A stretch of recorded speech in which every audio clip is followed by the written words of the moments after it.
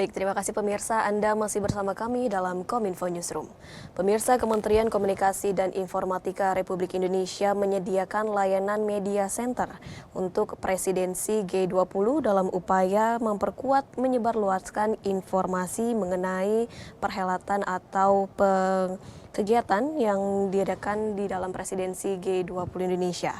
Bagaimana dan apa sebenarnya media center yang disediakan oleh Kemenkominfo?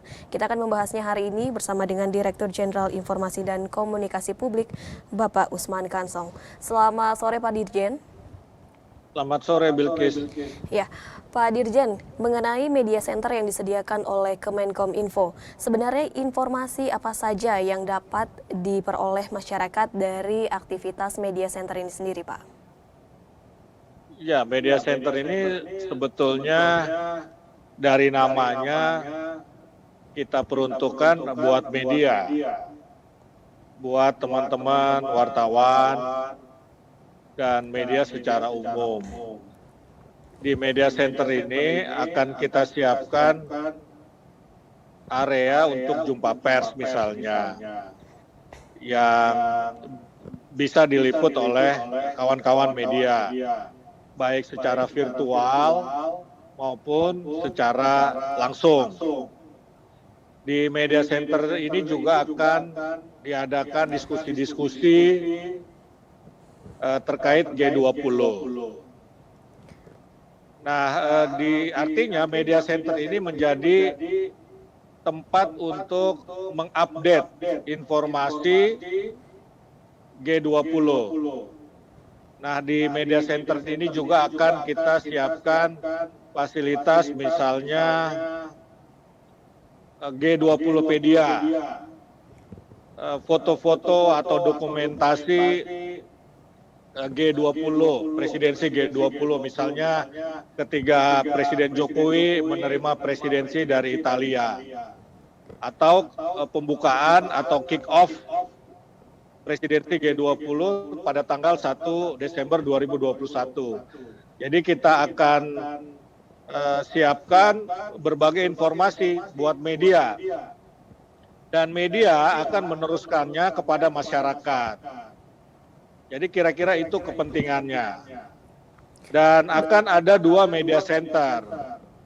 Media center di Jakarta, di Gedung Kominfo, dan media center Bali.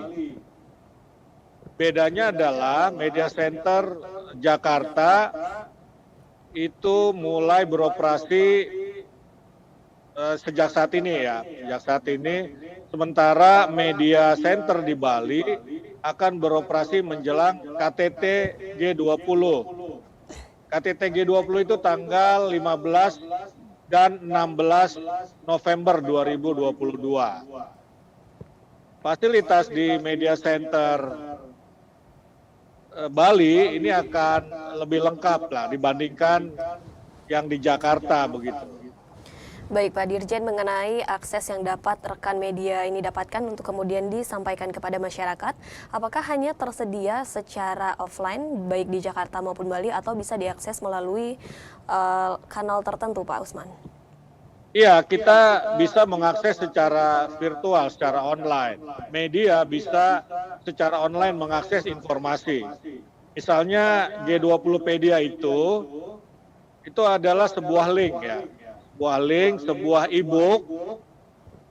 Teman-teman media dan masyarakat secara umum bisa mendapatkan informasi segala hal terkait G20. Kemudian juga kita siapkan istilahnya virtual newsroom atau virtual media center begitu, dalam bentuk microsite. Nah, ini diadakan atau dibuat oleh Direktorat Pengelolaan Media Ditjen IKP Kominfo. Jadi media, wartawan maupun masyarakat bisa masuk ke microsite yang ada di infopublik.go.id. Nah, jadi selain itu bisa mengakses informasi secara online melalui g20.org. Nah, jadi selain virtual, bisa juga secara fisik tadi saya sampaikan. Misalnya untuk jumpa pers, bisa saja jumpa persnya berlangsung on-site, walaupun dibatasi dan tetap menjaga prokes. Bisa saja diskusi-diskusi nanti, dialog-dialog yang kita lakukan diliput oleh media secara on-site juga, secara fisik, secara langsung begitu. Tetapi kita juga akan membuat jumpa pers virtual. Misalnya jumpa pers itu bisa diakses di YouTube ya atau di kanal-kanal milik Kominfo. Jadi kita gunakan offline maupun online. Baik, Media Center Kemenkominfo menyediakan layanan secara offline maupun online, dan online ini dapat diakses di g20.org. Kemudian Pak Dirjen, ini selain kementerian dan lembaga, adakah Kemenkominfo bekerja sama dengan pihak lain untuk menyemarakan peran Indonesia di dalam presidensi G20 ini, Pak? Ya, kita tentu saja bekerja sama dengan semua pihak. Bukan cuma kementerian dan lembaga, tetapi juga dengan perusahaan-perusahaan swasta. Termasuk bekerja sama dengan media, karena media ini sangat penting untuk menggaungkan atau menggemakan presidensi G20 Indonesia, baik ke dalam negeri maupun ke luar negeri. Ya, jadi misalnya kita juga bekerja sama dengan komunitas atau organisasi public relation, baik PR government atau government PR maupun PR di luar PR pemerintah, artinya PR swasta begitu. Ya, apakah dia perusahaan PR ataukah dia PR di perusahaan swasta. Jadi kita menjalin kerjasama dengan semua pihak, dengan universitas juga, ya bahkan kita sedang merencanakan bekerja sama dengan perwakilan-perwakilan Indonesia di negara asing, yakni KBRI atau Konjen, untuk menggaungkan presidensi G20 ke luar negeri. Kita juga akan bekerja sama dengan PPI, Perhimpunan Pelajar Indonesia di luar negeri, untuk menggaungkan presidensi G20 di Indonesia ini begitu, ke mancanegara. Baik, jadi tidak hanya kementerian dan kelembagaan saja yang ikut menyeruakan presidensi G20, tetapi pihak lain seperti KBRI dan juga pihak-pihak universitas juga ikut turut bekerja sama. Kemudian Pak Dirjen, isu apa yang akan diangkat oleh Kemenkominfo dalam Digital Economy Working Group dan apa urgensi dari tema yang diambil? Ya, jadi saya kira kita semua tahu bahwa dunia bergerak ke arah digital. Segala sesuatu, termasuk ekonomi. Karena itu ada tema ekonomi digital.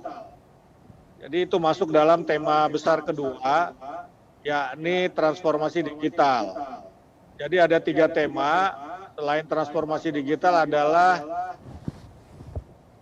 arsitektur kesehatan global dan transisi energi. Nah, Kominfo kedapatan begitu ya, menjadi chair untuk tema yang kedua, yakni transformasi digital. Secara spesifik kita akan menjadi chair untuk Digital Economy Working Group. Nah, dalam Digital Economy Working Group ada 3 isu yang akan kita bahas. Pertama adalah konektivitas. Ya, jadi kita menginginkan kesetaraan digital. Ya, kita akan mengurangi digital divide atau kesenjangan digital antara negara-negara maju dengan negara-negara berkembang. Jadi semua orang akan punya akses ke teknologi digital. Yang kedua adalah literasi digital. Jadi ini konteksnya penyiapan sumber daya manusia di bidang digital. Dan yang ketiga ini terkait dengan pertukaran data atau data flow. ya, data flow. Jadi 3 tema itu yang akan diusung oleh Kominfo. Baik, Pak Dirjen, mengenai 3 isu yang diangkat dalam presidensi G20 mengenai adanya mengurangi kesenjangan dalam mendapatkan informasi digital, kemudian juga literasi digital. Apakah dari isu yang diangkat ini juga dapat menyasar kepada masyarakat yang berada di daerah 3T, Pak Usman? Ya, mestinya bisa, ya, mestinya bisa. Justru mereka menjadi sasaran. Karena kita, Kementerian Komunikasi dan Informatika, ini kan sedang melaksanakan transformasi digital, menyiapkan infrastruktur digital di daerah-daerah, terutama daerah 3T. Nah, jadi kalau mereka sudah bisa mengakses internet, tentu saja mereka bisa juga mendapatkan informasi tentang G20. Yang terutama yang disiarkan, disebarkan melalui internet atau melalui teknologi digital. Jadi memang sasarannya dalam konteks kesetaraan atau konektivitas digital ini adalah masyarakat di daerah 3T itu. Baik, jadi diharapkan semua masyarakat yang termasuk di dalam wilayah 3T ini juga mendapatkan kesetaraan digital ya Pak ya. Secara garis besar nih Pak Dirjen, apa saja manfaat G20 bagi Indonesia khususnya untuk masyarakat luas? Ya, jadi Presiden memang menginginkan adanya manfaat konkret bagi masyarakat. Jadi jangan sampai presidensi G20 Indonesia hanya omong-omong, seminar, diskusi, tanpa mendatangkan hal-hal konkret, ya, terutama manfaat konkret. Kalau kita prediksikan, jadi ada sejumlah manfaat ekonomi yang akan diperoleh masyarakat Indonesia. Pertama adalah meningkatnya GDP, Gross Domestic Product, sebesar 7 triliun lebih. GDP ini diperoleh dari belanja negara. Jadi untuk penyelenggaraan G20 ada belanja-belanja yang dilakukan oleh negara, ya misalnya untuk sewa lokasi presidensi G20. Hospitality, ya, hotel, kuliner misalnya begitu. Transportasi, ini akan mendorong perputaran ekonomi.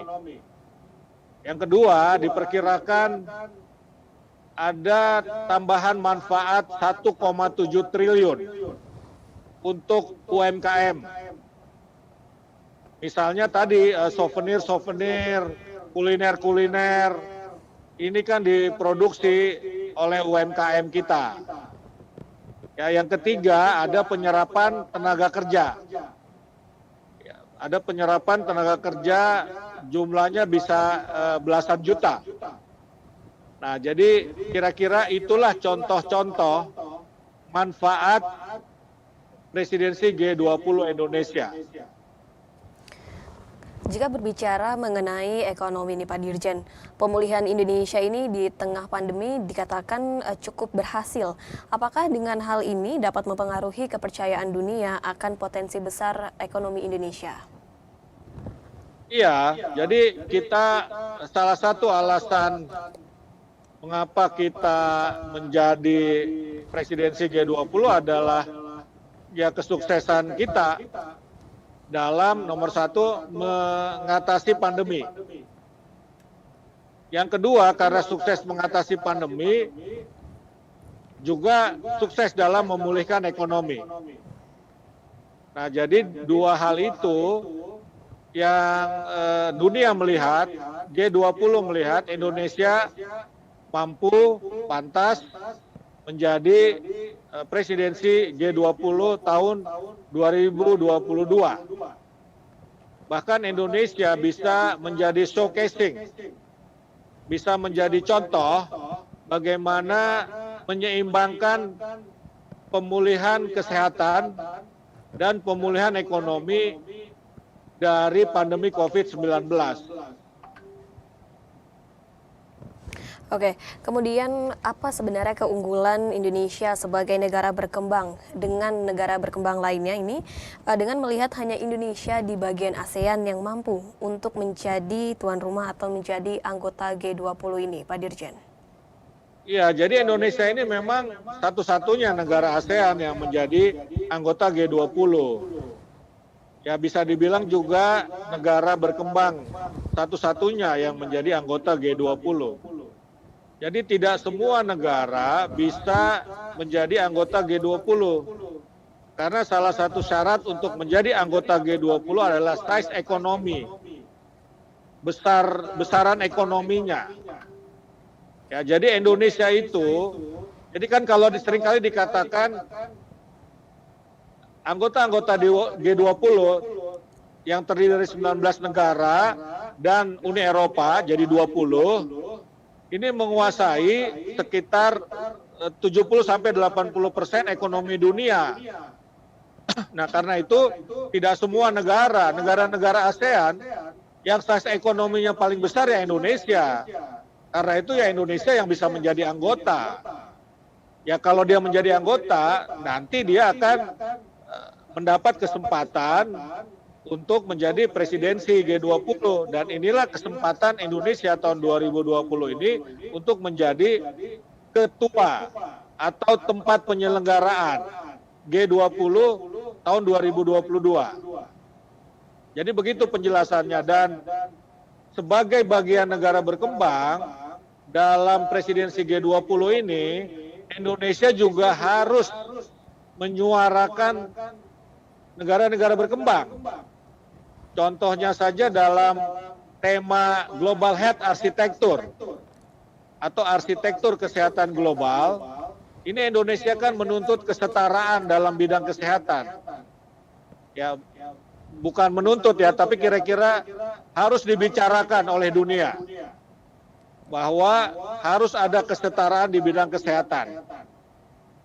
Yang kedua soal digital ekonomi atau transformasi digital.